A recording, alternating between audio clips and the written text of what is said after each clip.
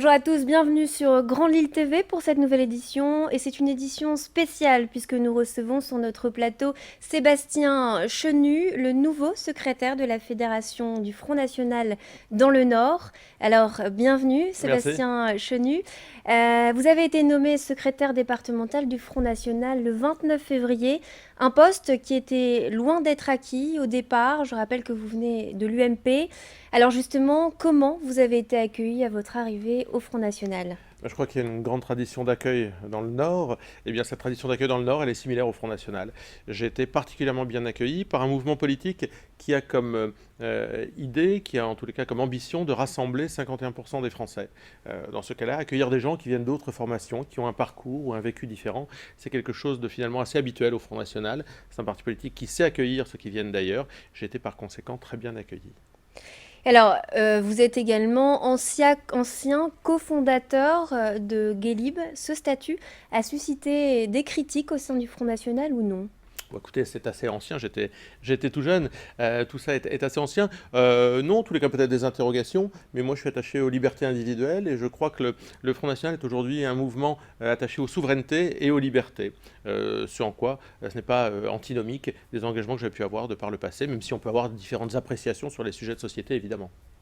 Alors, on va parler de votre nouveau poste. Quelles sont vos priorités en tant que nouveau secrétaire départemental de la Fédération FL dans le Nord? La fédération du Front National était scindée en trois fédérations en réalité, les Flandres-Maritimes, le Hainaut et l'île Métropole. Mon premier but, mon premier objectif, c'est de réunifier cette fédération en une seule et même grande fédération, qu'elle soit dynamique, qu'on multiplie bien entendu les adhérents, qu'on la fasse vivre, et puis qu'on forme celles et ceux qui porteront nos couleurs aux prochaines élections, qu'on forme celles et ceux qui les portent déjà au sein d'un certain nombre de conseils municipaux par exemple. Ce sont les premiers objectifs qui sont les miens.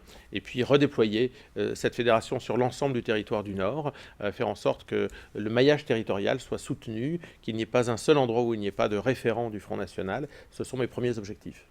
Pensez-vous que le Front National peut accéder au pouvoir dans le Nord?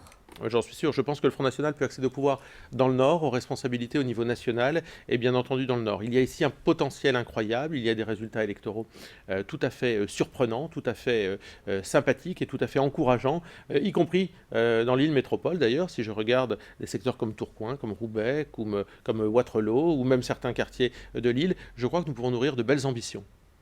Comment se passent les relations avec Xavier Bertrand, le président de la région des Hauts-de-France?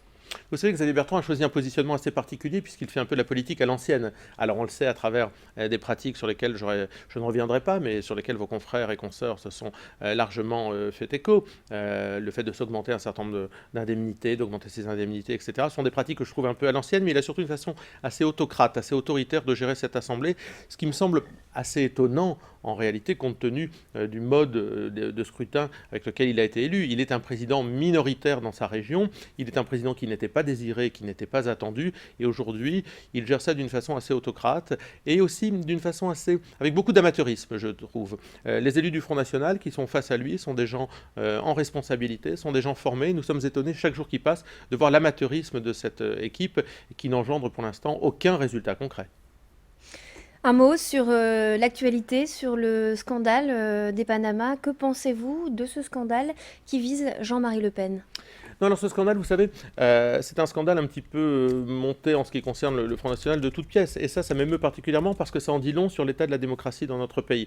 Moi, je ne fais pas de commentaires sur Jean-Marie Le Pen. Jean-Marie Le Pen n'est pas au Front National, ne l'est plus en tous les cas. Et donc, par conséquent, il vit sa vie de Jean-Marie Le Pen comme bon lui semble. Mais sur la façon dont ce scandale a été présenté, en essayant d'atteindre Marine Le Pen, de salir le mouvement que je représente ici dans le Nord, eh bien, ça en dit long sur l'état de notre démocratie. En réalité, ce scandale touche un certain nombre d'acteurs du système qui se cache derrière le titre de ce scandale Panama pour ne pas assumer les faits. Le Front National n'a évidemment ni de près ni de loin aucun lien avec ce type de scandale. Pour vous, c'est encore une attaque contre le Front National. C'est une attaque qui en dit long parce que ça veut dire que le système, à bout de souffle, se serre les coudes parce qu'il voit bien que ceux qui vont arriver aux responsabilités, ce sont les élus du Front National, que les Français attendent et souhaitent que le Front National arrive aux responsabilités et que donc tous les moyens sont bons pour essayer en quelque sorte de dézinguer, de salir l'image de Marine Le Pen et de ses élus. Alors les Français ne sont pas dupes et cela ne changera strictement rien face à un système qui aurait beaucoup de questions plutôt à se poser sur lui-même. J'ai pu lire que Marine Le Pen prévoit de vous confier un rôle important dans la campagne présidentielle. On peut en savoir un petit peu plus à ce sujet? Bien, quand j'en saurai plus moi-même, j'aurai plaisir à pouvoir vous en entretenir. Non, moi, vous savez, je suis un bon soldat. J'ai accepté cette responsabilité dans le Nord avec détermination et enthousiasme parce que je souhaite que Marine Le Pen accède aux responsabilités. Je souhaite qu'elle devienne présidente de la République. Si je peux lui être utile d'une quelconque façon par la suite, je serai évidemment présent à ses côtés. Qu'est-ce qu'on peut vous souhaiter pour, dans votre nouveau rôle? Alors, dans mon nouveau rôle, le succès évidemment, de faire d'abord un beau 1er mai, de faire en sorte que la Fédération du Nord du Front National en force arrive à Paris pour le 1er mai. Je suis en train de renouveler considérablement les responsables du Front National dans notre département, de rajeunir considérablement les cadres. Je ferai monter des jeunes et des femmes à tous les niveaux de responsabilité dans ce département et dans cette fédération. C'est déjà une ambition importante. Souhaitez-moi bonne chance pour ça, ça m'ira très bien.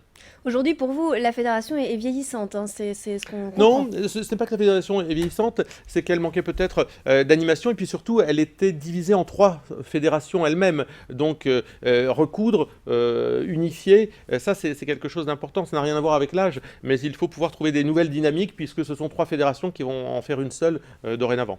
Donc plus de contacts, de communication Plus aussi. d'animation, plus de contacts, une vie militante plus dense, et puis faire monter toute une nouvelle génération d'élus demain, les former, faire en sorte qu'ils arrivent en étant capables, formés, disposés à assumer leurs responsabilités avec entrain. Écoutez, merci Sébastien C'est Chenu moi. d'être venu sur notre plateau. C'est la fin de cette édition. Merci de nous avoir suivis. Tout de suite, retrouvez votre météo et l'infotrafic sur Grand Lille TV. Restez avec nous.